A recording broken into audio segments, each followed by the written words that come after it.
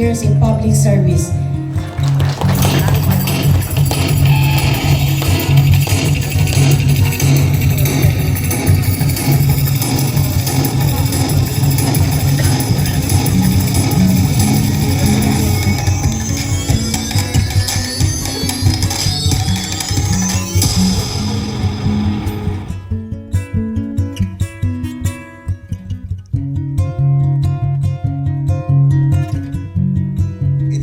That you have retired, but you are not tired.